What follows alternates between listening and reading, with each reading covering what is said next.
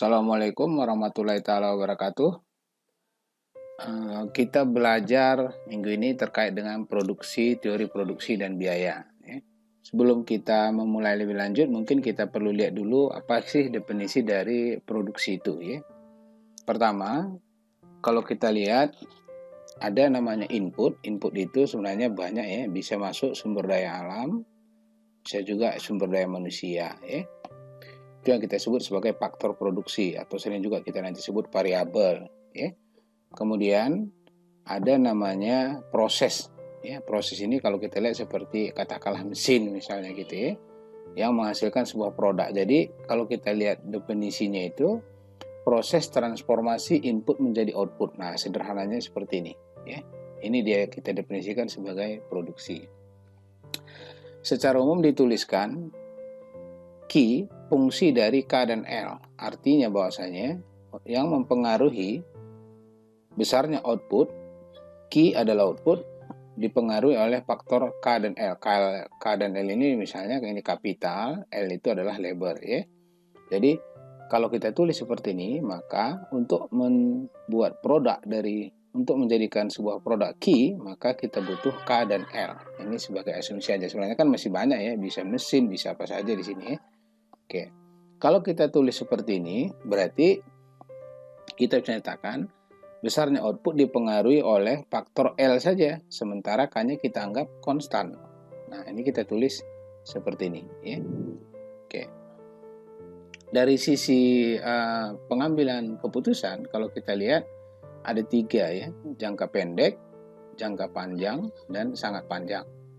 Jangka pendek itu kita bisa definisikan sebagai jangka waktu di mana dalam proses produksinya masih digunakan atau terdapat minimal satu input tetap.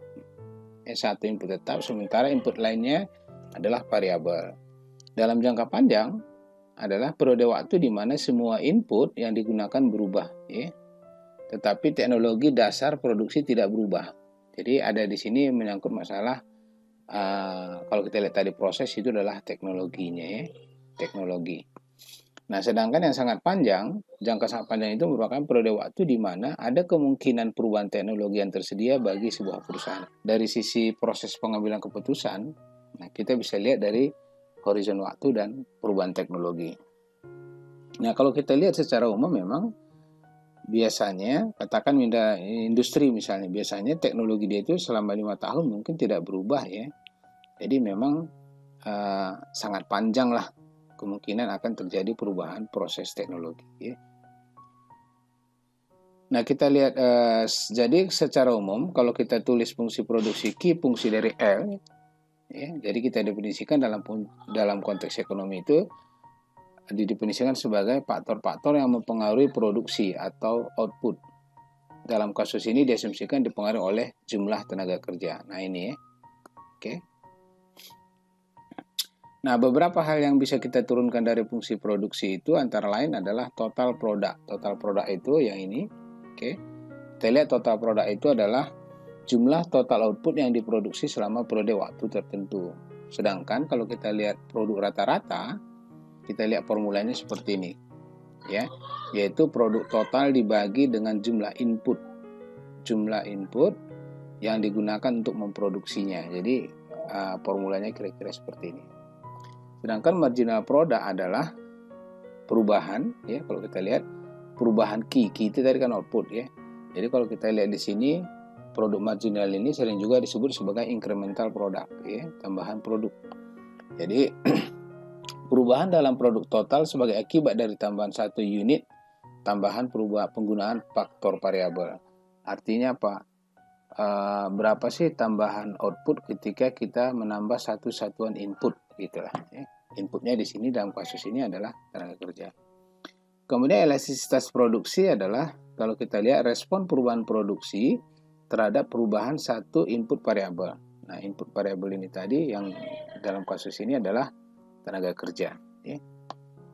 Formulanya seperti ini. Kalau ini simbol aja ya, kita bisa begini simbolnya, bisa begini, terserah aja. Ya. Oke, yang penting itu adalah elastisitas produksi.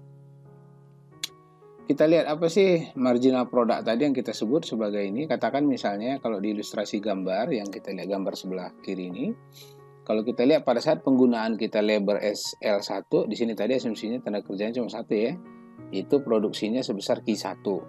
Nah, pada saat kita tambah L, maka produksinya menjadi 2. Nah, kalau kita lihat delta masing-masing itulah yang kita sebut sebagai, nah ini delta Q, ini delta L. Kalau kita bagikan itu disebut incremental ya.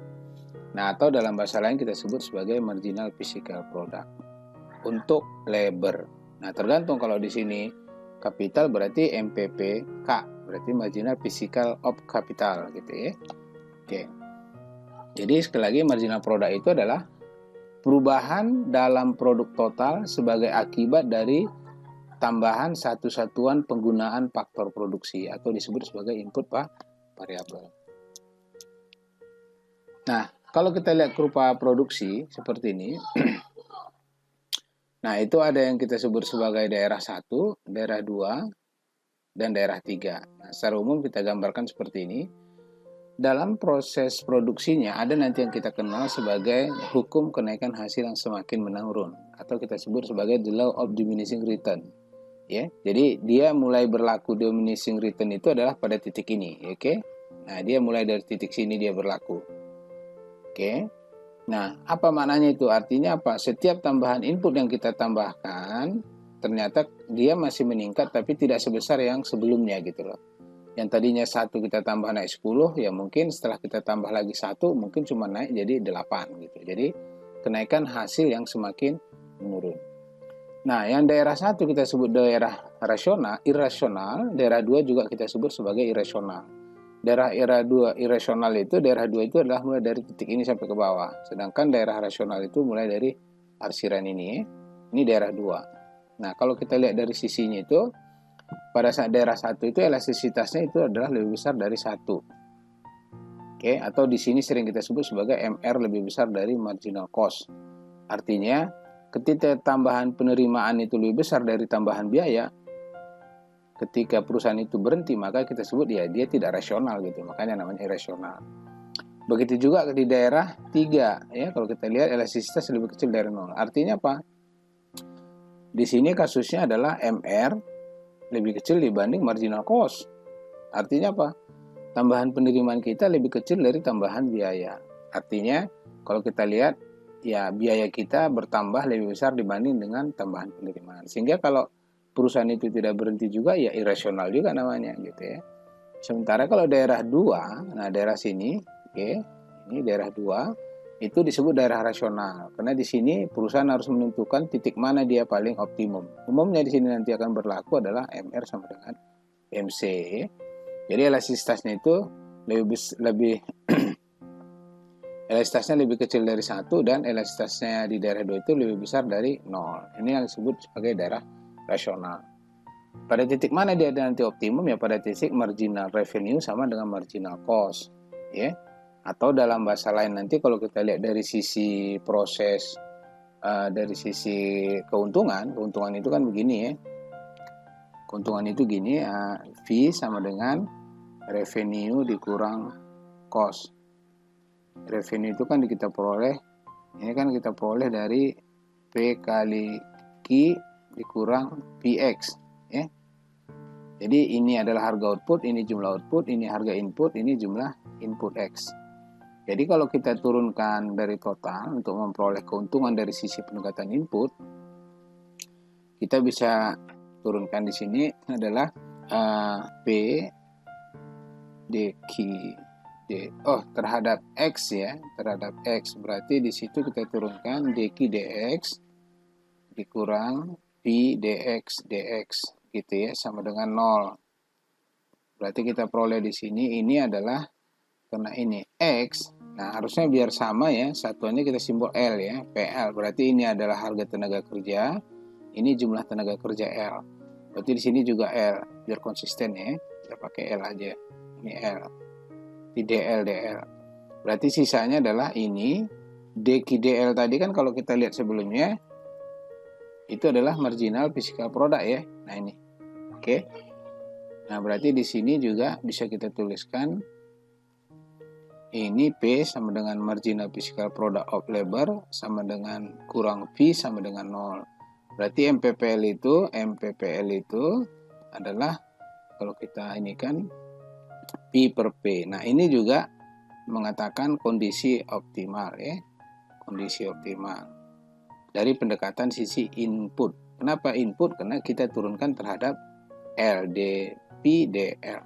Ya. Oke. Itu dia proses produksi. Sekarang kita lihat biaya produksi. Biaya produksi itu adalah terbagi dua, yaitu kita sebut sebagai total fixed cost dan total variable cost.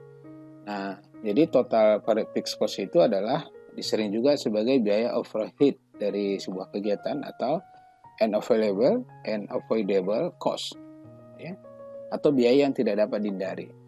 Artinya begini, kalau kita membuat sebuah produksi, contohnya itu paling sederhana, lebih mudah itu adalah apa ya kita buat ya abodemen listrik lah ya, misalnya abodemen listrik gitu ya. Nah, ini kalau kita pakai nggak pakai kan kena abodemen ya gitu. Jadi biaya tetap yang dikeluarkan oleh perusahaan. Jadi perusahaan itu mau berproduksi mau tidak, maka dia harus mengeluarkan biaya tetap. Sedangkan total variable cost adalah disebut juga sebagai direct cost atau avoidable cost, atau biaya yang dapat dihindari. Tapi kalau kita secara umum definisinya adalah biaya variable ini sangat berkaitan langsung dengan besarnya jumlah output, di mana bertambah besar output atau dengan meningkatnya produksi, maka biaya variabel juga akan makin besar. Nah, contoh kasus kalau kita lihat misalnya, kita tulis gini lah ya. Q sama dengan 10 tambah 2R misalnya. Nah, ini kan kalau fungsinya seperti ini, biaya tetapnya ini disebut sebagai fixed cost ya. Ini berarti 10 fixed cost-nya. Sedangkan 2L ini adalah ini parameter dari si L, artinya ketika kita nambah satu tenaga kerja, maka biayanya jadi 2. Itu variabel. Tapi kalau kita buat 2, maka biaya variabelnya jadi 4. Ini 1, ini jadi 4. Kalau 3, berarti 2 kali 3, 6. Dan seterusnya gitu ya. Nah, itu biaya variabel. Jadi biayanya itu, biaya variabel itu akan searah dengan besarnya output yang akan kita hasilkan. Kalau kita gambarkan dari sisi kurva, bisa kita lihat seperti ini. Ya, ini total cost tadi yang paling atas. Total variable cost ini, sedangkan fixed cost-nya adalah datar ya. Jadi berapapun produk yang kita hasilkan, mau di sini gitu ya, biayanya tetap segitu.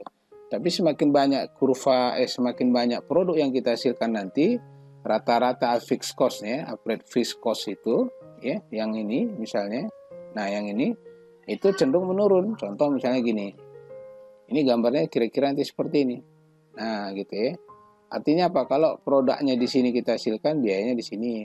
Kalau sini produknya, biayanya segini, dan seterusnya. Dia menuju ke titik nol, tapi tidak pernah mencapai titik nol. Ya. Dia menuju kepada titik nol, tapi tidak pernah mencapai pada titik nol. Itu average fixed cost. Jadi kalau kita gambar di sini nanti di rata-ratanya ini kan total ya.